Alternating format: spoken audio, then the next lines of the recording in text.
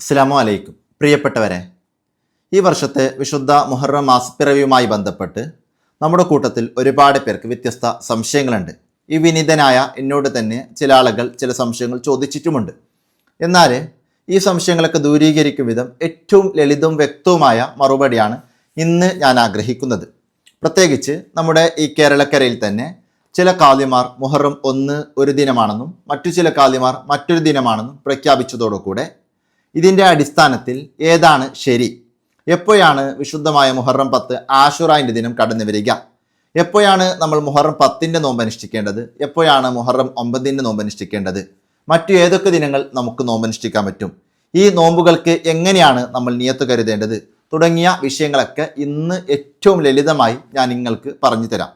മാത്രമല്ല, ഇങ്ങനെ ഒരു നാട്ടിൽ 2 ദിനം മുഹറം 1 കടന്നു വരാനുള്ള പോസിബിലിറ്റി ഉണ്ടോ, ഇതിൻ്റെ മാനദണ്ഡങ്ങൾ എന്തൊക്കെയാണ്, കിതാബുകളിൽ ഈ വിഷയം ചർച്ച ചെയ്യപ്പെടുന്നുണ്ടോ, ഇങ്ങനെ മുഹറം 1 പ്രഖ്യാപിക്കേണ്ടത് എന്തിൻ്റെ അടിസ്ഥാനത്തിലാണ്, ഇതിനുള്ള അവകാശം ആർക്കാണ്, നമ്മൾ ആരെയാണ് ഫോളോ ചെയ്യേണ്ടത് തുടങ്ങിയുള്ള വിഷയങ്ങളൊക്കെ ഏറ്റവും ലളിതവും വ്യക്തവുമായി ഇന്ന് ഞാൻ നിങ്ങൾക്ക് പറഞ്ഞു തരാം. അതുകൊണ്ട് ഈ വീഡിയോ കാണുന്നതിലൂടെ നിങ്ങളുടെ തെറ്റിദ്ധാരണകളും സംശയങ്ങളൊക്കെ മാറിക്കിട്ടുകയും തുടർന്നുള്ള ദിനങ്ങൾ നല്ലതുപോലെ കൊണ്ടാടാൻ സാധിക്കുകയും ചെയ്യും. അല്ലാഹു സുബ്ഹാനഹു തആല തൗഫീക്ക് നൽകി അനുഗ്രഹിക്കുമാറാകട്ടെ, ആമീൻ എന്ന് മാത്രം ദുആ ചെയ്തുകൊണ്ട് നിങ്ങളോടൊക്കെ ഒരു കാര്യം ആദ്യം തന്നെ ഞാൻ പറയുന്നത്, നിങ്ങളൊക്കെ ഈ വീഡിയോ കൃത്യമായി കേൾക്കുകയും മാക്സിമം ആളുകളിലേക്ക് ഷെയർ ചെയ്ത് കൊടുക്കുകയും വേണം. കാരണം അത്രത്തോളം ലളിതമായി കാര്യങ്ങൾ ഞാൻ നിങ്ങൾക്ക് പറഞ്ഞു തരും. ഏതായാലും നമുക്ക് വിഷയത്തിലേക്ക് വരാം. അതായത് മുഹറം എന്നുള്ളത് നമുക്കറിയാം, മുസ്ലിമീങ്ങളായ നമ്മെ സംബന്ധിച്ചിടത്തോളം ഒരു പുതുവർഷമാണ്. അതായത് ഹിജ്റ 1446 എന്നതിൽ നിന്ന് പിന്നിട്ട് 1447 നമ്മൾ പ്രവേശിക്കുകയാണ്.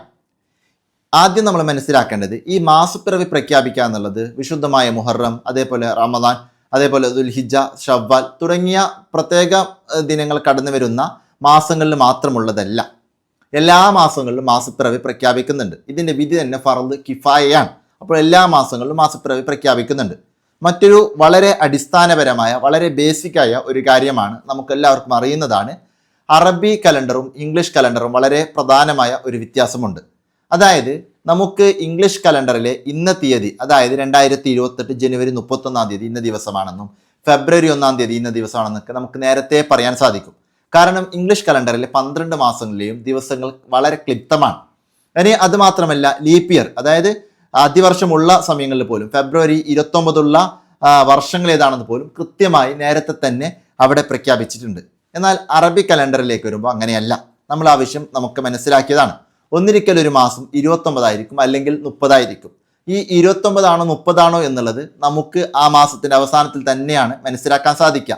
അതായത് ഒരു മാസം, ഇപ്പോൾ ദുൽഹിജ്ജ 29 പൂർത്തിയായി നമുക്ക് മാസപ്പിറവി ദൃശ്യമായാൽ, അല്ലെങ്കിൽ കിതാബുകളൊക്കെ വിശദീകരിച്ചതുപോലെ മറ്റു ചില അടിസ്ഥാനങ്ങളിൽ നാളെ മുഹറം 1 കാദിമാർ പ്രഖ്യാപിക്കും.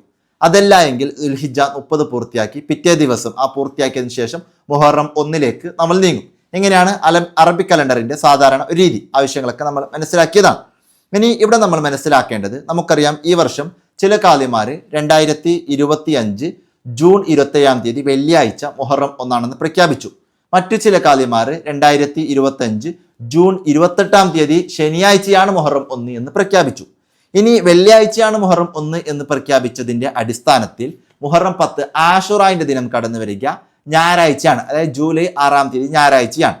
ശനിയാഴ്ചയാണ് മുഹറം 1 എന്ന് പ്രഖ്യാപിച്ചതിൻ്റെ അടിസ്ഥാനത്തിൽ മുഹറം 10 ആഷുറാൻ്റെ ദിനം കടന്നു വരിക ജൂലൈ 7 തിങ്കളാഴ്ചയാണ്. അപ്പോൾ ഞായറാഴ്ചയും തിങ്കളാഴ്ചയും ഈ 2 ദിനങ്ങളിലായിട്ടാണ് മുഹറം 10 കടന്നു വരിക. ഇനി മുഹറം 10 ഞായറാഴ്ചയാണ് എന്ന് നമ്മൾ പറയുന്നിടത്ത് മുഹറം 9 ശനിയാഴ്ചയാണ്. ഇനി മുഹറം 10 തിങ്കളാഴ്ചയാണ് എന്ന് പറയുന്നിടത്ത് മുഹറം 9 ഞായറാഴ്ചയാണ്. ഇതൊക്കെ വളരെ അടിസ്ഥാനപരമായ കാര്യങ്ങളാണ്. ഇതിൽ നിന്ന് ഏതിനെയാണ് നമ്മൾ ഫോളോ ചെയ്യേണ്ടത് എന്ന് പറയുമ്പോൾ ഈ വിഷയങ്ങളൊക്കെ മനസ്സിലാക്കാൻ വേണ്ടിയിട്ടാണ് ഞാൻ നിങ്ങൾക്ക് ആദ്യം തന്നെ പറഞ്ഞു തരുന്നത്. ഇനി നമ്മൾ മനസ്സിലാക്കേണ്ട ഒരു വിഷയം, ഇങ്ങനെ പ്രഖ്യാപിക്കാനുള്ള അവകാശം ആർക്കാണ് എന്നുള്ളതാണ്. അവിടെ നമ്മൾ ഈ കാര്യങ്ങൾ മനസ്സിലാക്കിയാൽ ഇതുമായി ബന്ധപ്പെട്ട നമ്മുടെ സംശയങ്ങളൊക്കെ മാറിക്കിട്ടും.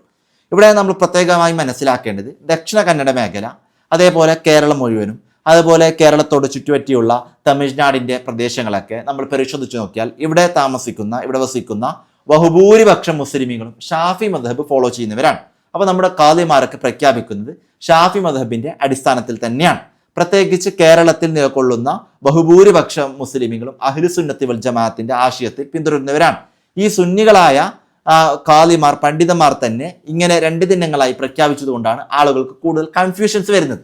ഇതിൽ നിന്ന് ഏതിനെ ഫോളോ ചെയ്യണം എന്നുള്ളതാണ് നമ്മൾ മനസ്സിലാക്കേണ്ടത്. ഈ വിഷയം പറയുന്നതിന് മുമ്പ് എങ്ങനെയാണ് മാസപ്പിറവി പ്രഖ്യാപിക്കുക, ഇതിന്റെ അടിസ്ഥാനങ്ങൾ എന്തൊക്കെയാണെന്നുള്ള വിഷയം ആദ്യം ഞാൻ നിങ്ങൾക്ക് പറഞ്ഞു തരാം.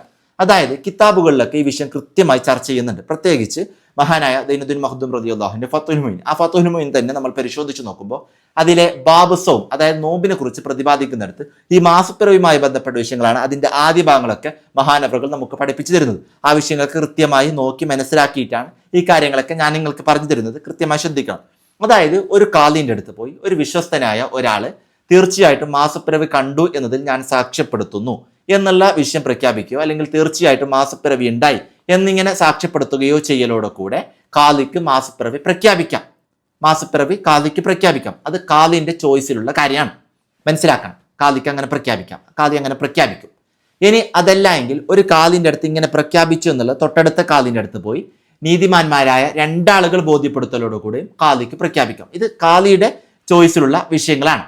ഇനി ഒരേ ഖാദി ഒരു സമയം ഇല്ല എന്നും കുറച്ച് കഴിഞ്ഞ് ഇങ്ങനെ ബോധ്യപ്പെട്ടാൽ ആയി എന്നും ഖാദിക്ക് പ്രഖ്യാപിക്കാം. അതിലൊന്നും തർക്കമുള്ള വിഷയമല്ല. ആ വിഷയം നമ്മൾ ആദ്യം മനസ്സിലാക്കണം. അപ്പോൾ ഇവിടെ ഇങ്ങനെയാണ് മാസപ്പിറവി പ്രഖ്യാപിക്കുന്നതുമായി ബന്ധപ്പെട്ട വിഷയങ്ങൾ. ഇനി ഫത്ഹുൽ മുഈൻ തന്നെ ഇതിന് ഒരുപാട് വിശദീകരണങ്ങൾ നൽകുന്നുണ്ട്. കിഴക്കൻ നാടുകളിൽ പ്രഖ്യാപിച്ചാൽ അത് പടിഞ്ഞാറൻ നാടുകളിലേക്ക് കൂടി അത് ബാധകമാണെന്നും ചില പണ്ഡിതന്മാരുടെ അഭിപ്രായങ്ങളും. ഇനി അത് മാത്രമല്ല, ഒരു നാട്ടിൽ ഉണ്ടായാൽ അത് മറ്റൊരു നാട്ടിലേക്ക് ബാധകമാകുമോ എന്നുള്ള വിഷയത്തിൽ ചില പണ്ഡിതന്മാർ പറയുന്ന വിഷയങ്ങളൊക്കെ ഉണ്ട്.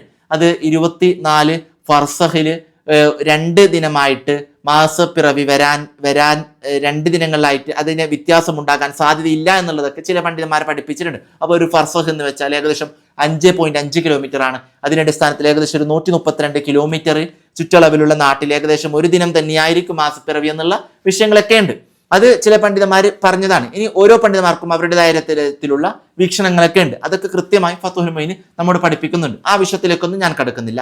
ഞാൻ ഇപ്പോൾ നിങ്ങളോട് പറയുന്നത്, ഇങ്ങനെ ഒരു നാട്ടിൽ 2 മാസപ്പിറവി വരിക അല്ലെങ്കിൽ 2 ഖാദിമാർ വ്യത്യസ്ത ദിനങ്ങളായിട്ട് മാസപ്പിറവി പ്രഖ്യാപിക്കുക എന്നുള്ളത് ഈ വർഷം പുതുതായുള്ള ഒരു കാര്യമല്ല. ഈ നേരത്തെ പലപ്പോഴും ഉണ്ടായിട്ടുള്ള ഒരു കാര്യമാണ്. പക്ഷേ ഈ വർഷം ഇങ്ങനെ വ്യാപിക്കാനുള്ള ഒരു കാരണമുണ്ട്. കാരണം ഇന്ന് സോഷ്യൽ മീഡിയകൾ വ്യാപകമാണ്.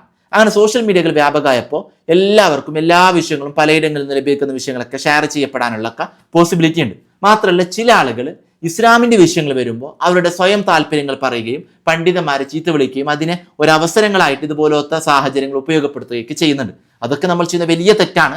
നമ്മുടെ ദുനിയാവും പരലോകവും ഒക്കെ നഷ്ടപ്പെടാനുള്ള ഒരു കാരണമാകും. അതിനെ തൊട്ടൊക്കെ നമ്മൾ സൂക്ഷിക്കണം. ആ വിഷയങ്ങളൊക്കെ നമ്മൾ പ്രത്യേകം ശ്രദ്ധിക്കണം. ഇനി ഞാൻ നിങ്ങളോട് ചെറിയൊരു കാര്യം പറയാം. നമുക്കറിയാം, മഹാനായ ഉമർ ഖാദി തങ്ങളുമായി ബന്ധപ്പെട്ട വിഷയങ്ങളൊക്കെ വളരെ വ്യാപകമാണ്. അതായത് ഇന്ത്യൻ ചരിത്രവുമായി ബന്ധപ്പെട്ട് തന്നെ മഹാനവറുകൾ ഏറെ പ്രസിദ്ധി ആർജിച്ചതാണ്. ഇനി നമ്മൾ ഗൂഗിളിൽ ഉമർ ഖാദി എന്ന് സെർച്ച് ചെയ്താൽ ഒരുപാട് ആർട്ടിക്കിൾസ് മഹാനവറുകളെ പറ്റി നമുക്ക് മനസ്സിലാക്കാൻ പറ്റും. വിക്കിപീഡിയയിൽ മഹാനവറുകളെ പറ്റി വിശദീകരണങ്ങളുണ്ട്. മഹാനവറുകളെ പറ്റിയും കഴിഞ്ഞ ദിവസങ്ങളായി ചെറിയൊരു വായന ഞാൻ നടത്തുകയുണ്ടായി. ഞാൻ നിങ്ങൾക്ക് പറഞ്ഞു തരുന്നത്, ഈ ഒരു വിഷയം വന്നപ്പോൾ നമ്മളൊക്കെ മനസ്സിലാക്കുന്നത് ഇതൊരു സംഘടനാ തലത്തിലുള്ള പ്രശ്നമാണ്. ഈ സംഘടനാ തലത്തിലുള്ള പ്രശ്നമേ അല്ല. ഈ വിഷയം മനസ്സിലാക്കാൻ കൂടി വേണ്ടിയാണ് മഹാനായ ഉമർ ഖാദി തങ്ങളുടെ വിഷയം ഞാൻ നിങ്ങളോട് സൂചിപ്പിക്കുന്നത്. ഉമർ ഖാദി തങ്ങൾ ജീവിച്ച ഒരു കാലഘട്ടം നമ്മൾ ഓർക്കണം. ഇന്ന് ഞാൻ പറഞ്ഞു 1447 നമ്മൾ പ്രവേശിക്കുന്നത് എന്നുള്ളത്. ഏകദേശം ഉമർ ഖാദി തങ്ങളുടെ ജനനം ഹിജറ വർഷം ഏകദേശം 1177 ആണ്. അതായത് നമ്മൾ ഇന്ന് നിലകൊള്ളുന്ന വർഷത്തിൽ നിന്നും ഏകദേശം 270 വർഷങ്ങൾക്ക് മുമ്പാണ്. അതായത് ഈ സമസ്ത തന്നെ ഉണ്ടാകുന്നതിന് മുമ്പ്, അത് 1926 സമസ്ത ഉണ്ടാകുന്നത്.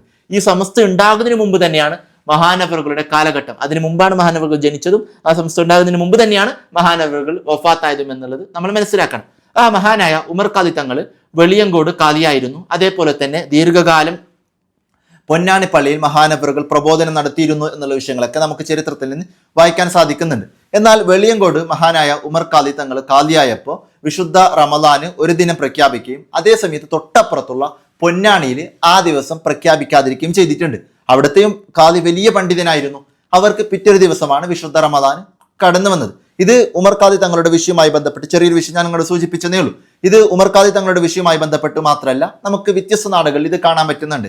ഇനി പല രാഷ്ട്രങ്ങൾ, പ്രത്യേകിച്ച് UAE, അതേപോലെ തന്നെ ഒമാന് തുടങ്ങിയ രാജ്യങ്ങളിലെ ബോർഡറുകളുമായി ബന്ധപ്പെട്ട വിഷയങ്ങൾ, അങ്ങനെ തുടങ്ങി പല രാജ്യങ്ങളും ബോർഡറുകളുമായി ബന്ധപ്പെട്ട വിഷയങ്ങളൊക്കെ സംസാരിക്കുമ്പോൾ നമുക്ക് വ്യത്യസ്ത തൊട്ടപ്പുറത്ത് ഏകദേശം 1 കിലോമീറ്ററിനും 2 കിലോമീറ്ററിനും മാത്രം ദൂരമുള്ള സ്ഥലങ്ങളിൽ 2 ദിനങ്ങളിലൊക്കെ ആയിട്ട് മാസപ്പിറവി പ്രഖ്യാപിക്കപ്പെടുന്നതൊക്കെ നമുക്ക് കാണാൻ സാധിക്കുന്നുണ്ട്.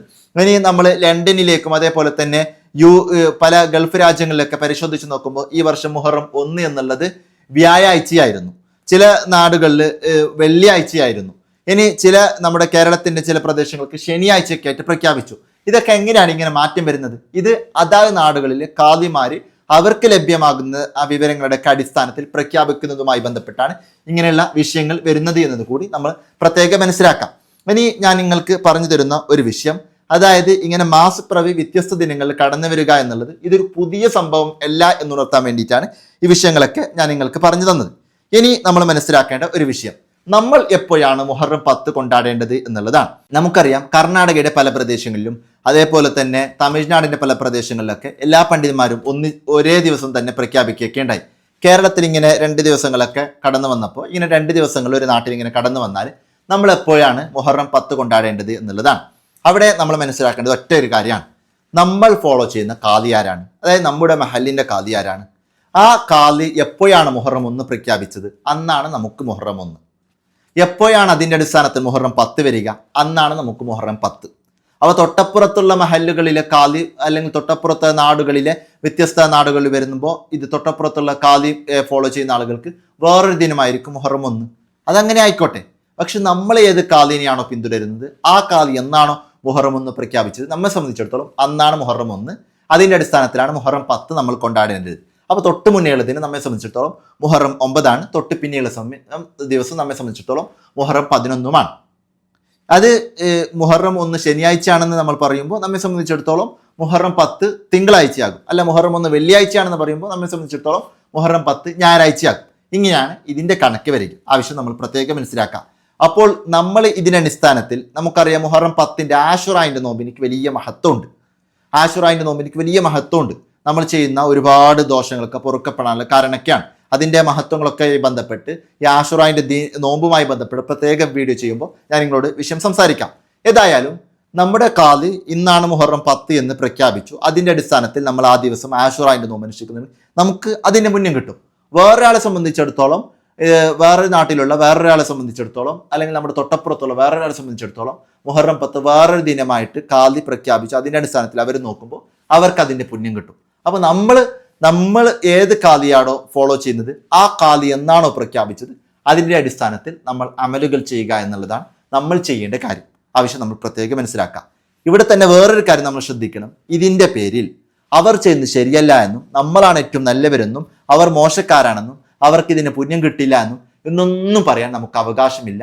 അങ്ങനെ നമ്മൾ പറയുകയാണെങ്കിൽ അത് നമ്മിൽ നിന്ന് സംഭവിക്കുന്ന വലിയ വീഴ്ചകളായിരിക്കും എന്നത് കൂടി നമ്മൾ പ്രത്യേകം ശ്രദ്ധിക്കാം. അതുകൊണ്ട് ആരെയും കുറ്റപ്പെടുത്താൻ നമ്മൾ ശ്രമിക്കരുത്, നമ്മൾ ഒരിക്കലും അങ്ങനെ ചെയ്യരുത്. നമ്മൾ ഏറ്റവും മനോഹരമായിട്ട് ഏറ്റവും നല്ല രൂപത്തിൽ ഈ ദിനങ്ങൾ കൊണ്ടാടാനാണ് നമ്മൾ പ്രത്യേകം ശ്രദ്ധിക്കേണ്ടത്. ആവശ്യം പ്രത്യേകം മനസ്സിലാക്കാം. ഇനി ഈ മുഹറം മാസം തന്നെ ശനിയാഴ്ച 1 കൊണ്ട് നടക്കുന്നവർക്ക് ചിലപ്പോൾ 29 ദിനങ്ങൾ കടന്നു വന്നേക്കാം. വെള്ളിയാഴ്ച കൊണ്ട് നടക്കുന്നവർക്ക് ചിലപ്പോൾ 30 ദിനങ്ങൾ കടന്നു വന്നേക്കാം. ഇങ്ങനെ ഒരു സിറ്റുവേഷൻ വന്നാൽ പിന്നെ അടുത്ത മാസം മുതൽ എല്ലാവർക്കും സഫർ മാസം 1 എന്നുള്ളത് ഒരേ ദിവസമായിട്ടും വരാം. അപ്പോൾ ഇത് എല്ലാ സമയത്തും ഇങ്ങനെ മാറി പോകുമെന്നുള്ളതും ഇതിന്റെ അടിസ്ഥാനത്തിൽ നമുക്ക് പറയാൻ പറ്റില്ല. ഈ മുഹറം ചില ആളുകൾക്ക് ചിലപ്പോൾ 29 ദിനങ്ങൾ മാത്രമേ കിട്ടൂ, ചില ആളുകൾക്ക് 30 ദിനങ്ങൾ കിട്ടിയേക്കാം. അത് അങ്ങനെ വ്യത്യസ്തമായിട്ട് കിട്ടുന്നത് കൊണ്ട് അവർ മോശക്കാരാണെന്നും അല്ലെങ്കിൽ ഇവരാണ് തെറ്റ് ഇവരാണ് ശരി എന്നൊന്നും പറയാൻ നമുക്ക് ചോയ്സ് ഇല്ല. ഖാദിമാർ അവർക്ക് കിട്ടുന്ന അറിവുകൾക്കനുസരിച്ച് അല്ലെങ്കിൽ അവർക്ക് കിട്ടുന്ന വിവരണങ്ങൾക്കനുസരിച്ച് ഇൻഫർമേഷൻ അനുസരിച്ചിട്ട് അവർ പ്രഖ്യാപിക്കും. അതിന് വ്യക്തമായ ന്യായങ്ങളും കിതാബുകളിൽ ഒരുപാട് മുത്തഅല്ലിമീങ്ങൾക്കൊക്കെ ദർസ് നടത്തി കൊടുക്കുന്ന വലിയ വലിയ പണ്ഡിതന്മാരാണ് അവർക്കൊക്കെ കൃത്യമായ ന്യായങ്ങളും അതേപോലെ തന്നെ കൃത്യമായ പണ്ഡിതന്മാരുടെ ഉദ്ധരണികൾക്കൊക്കെ അവരുടെ മുന്നിലുണ്ടാകും. സാധാരണക്കാരായ നമ്മൾ ഈ വിഷയങ്ങളൊക്കെ പറഞ്ഞ് തർക്കിക്കേണ്ടവരല്ല എന്നുള്ളതാണ് ഈ പറഞ്ഞതിൻ്റെ താല്പര്യം. ഇനി നമ്മൾ മുഹറം 10 നമ്മൾ പ്രവേശിക്കുമ്പോൾ നമുക്കറിയാം ആശുറായിൻ്റെ ദിനമാണ്. അന്ന് നമ്മൾ നോമ്പ് അനുഷ്ഠിക്കുമ്പോൾ നാളത്തെ ആശുറായിൻ്റെ സുന്നത്ത് നോമ്പ് അല്ലാഹു തആലക്ക് വേണ്ടി നോറ്റിയിടുവാൻ ഞാൻ കരുതി എന്ന രൂപത്തിൽ നിയത്ത് വെച്ചിട്ട് നമുക്ക് നോമ്പ് അനുഷ്ഠിക്കാം. മുഹറം 9 ഇനി മുഹറം 10 ആശുറ എന്നൊരാൾക്ക് പറയാൻ പറ്റുന്നില്ലെങ്കിൽ നാളത്തെ മുഹറം 10 സുന്നത്ത് നോമ്പ് അല്ലാഹു തആലക്ക് വേണ്ടി നോറ്റിയിടുവാൻ ഞാൻ കരുതി എന്ന രൂപത്തിൽ നിയത്ത് വെച്ചിട്ട് നോമ്പ് അനുഷ്ഠിക്കാം. മുഹറം 9 ആണെങ്കിൽ നാളത്തെ താസുവാന്റെ സുന്നത്ത് നോമ്പ് അള്ളാഹു താലാക്ക് വേണ്ടി നോട്ടിയിടുവാൻ ഞാൻ കരുതി, അല്ലെങ്കിൽ നാളത്തെ മുഹറം 9 സുന്നത്ത് നോമ്പ് അള്ളാഹു താലാക്ക് വേണ്ടി നോട്ടിയിടുവാൻ ഞാൻ കരുതി എന്ന രൂപത്തിൽ നിയത്ത് വെച്ചിട്ട് നോമ്പനുഷ്ഠിക്കാം. ഒരാൾക്ക് പറ്റുമെങ്കിൽ മുഹറം 9, 10 2 ദിനം കൂടി നോമ്പനുഷ്ഠിക്കാം. മുത്തുനബി തങ്ങളുടെ ചരിത്രമൊക്കെ ഈ വിഷയവുമായി ബന്ധപ്പെട്ട് നമുക്കറിയുന്നതാണ്. ആ വിഷയങ്ങളൊക്കെ മുഹറം 9, 10 ഒക്കെ വിഷയങ്ങൾ ചർച്ച ചെയ്യുമ്പോൾ പ്രത്യേകമായി ഞാൻ നിങ്ങളോട് പറഞ്ഞു തരും. ഇനി അത് മാത്രമല്ല, ഒരാൾക്ക് ഇങ്ങനെ 2 ദിനങ്ങൾ പറ്റുന്നില്ല എങ്കിൽ അറ്റ്ലീസ്റ്റ് മുഹറം 10 നോക്കാം. ഇനി മുഹറം 10 നോക്കുന്നുണ്ട്, മുഹറം 9 നോക്കാൻ പറ്റിയിട്ടില്ലെങ്കിൽ മുഹറം 11 പ്രത്യേകം നോക്കുക എന്നുള്ളത് വലിയ മഹത്വമുള്ള ഒരു കാര്യം കൂടിയാണ്. അതിനെപ്പറ്റിയൊക്കെ വരും വീഡിയോകളിൽ നമുക്ക് കൃത്യമായി ചർച്ച ചെയ്യാം. ഏതായാലും ഇന്ന് ഇത്രയും പറഞ്ഞ് ഞാൻ അവസാനിപ്പിക്കുന്നു. നമ്മൾ ഈ വിഷയത്തിൽ ഒരിക്കലും തർക്കിക്കേണ്ടവരല്ല. നമ്മൾ ഫോളോ ചെയ്യുന്ന ഖാദിമാർ ഏതാണോ, അവർ എന്നാണോ പ്രഖ്യാപിച്ചത് അതിനനുസരിച്ച് നമ്മൾ ഏറ്റവും മനോഹരമായി ഇബാത്തുകൾ ചെയ്ത് ഈ ദിവസത്തിൽ മുന്നോട്ട് പോവുക. ഇതിൽ നമ്മൾ സംശയിക്കേണ്ടതോ അല്ലെങ്കിൽ നമ്മൾ ഇതിൽ വിഷമിക്കേണ്ടതോ ഒരാവശ്യവുമില്ല. ആ ഖാദിമാരെ പിന്തുടർന്ന് അഹ്ലുസുന്നത്തി വൽ ജമാഅത്തിന്റെ ആശയാദർശങ്ങളിൽ ഉൾക്കൊള്ളുന്ന ഷാഫി മദ്ഹബിൽ കൃത്യമായി വലിയ വലിയ പാണ്ഡിത്യമുള്ള നമ്മുടെ ഖാദിമാർ, അവരെ പിന്തുടർന്ന് നമ്മൾ മുന്നോട്ട് പോകുമ്പോൾ അതിൽ വലിയ ബർക്കത്തും അതിൻ്റെ പുണ്യങ്ങളും അല്ലാഹു സുബ്ഹാനഹു തആല നമുക്ക് നൽകും. അങ്ങനെ വിശുദ്ധമായ മുഹറം മാസം ഏറ്റവും മനോഹരമായി പവിത്രതയോടെ നമ്മൾ കൊണ്ടാടേണ്ട മാസമാണ്. പ്രത്യേകിച്ച് ഇതിൻ്റെ ആദ്യത്തെ 10 ദിനങ്ങൾ അതൊക്കെ നല്ലതുപോലെ കൊണ്ടാടാൻ അല്ലാഹു നമുക്ക് തൗഫീക്ക് നൽകി അനുഗ്രഹിക്കട്ടെ. ആമീൻ എന്ന് ദുആ ചെയ്തുകൊണ്ട്, നിങ്ങളൊക്കെ ദുആ ചെയ്തുകൊണ്ട് ഞാൻ അവസാനിപ്പിക്കുന്നു. അസ്സലാമു അലൈക്കും.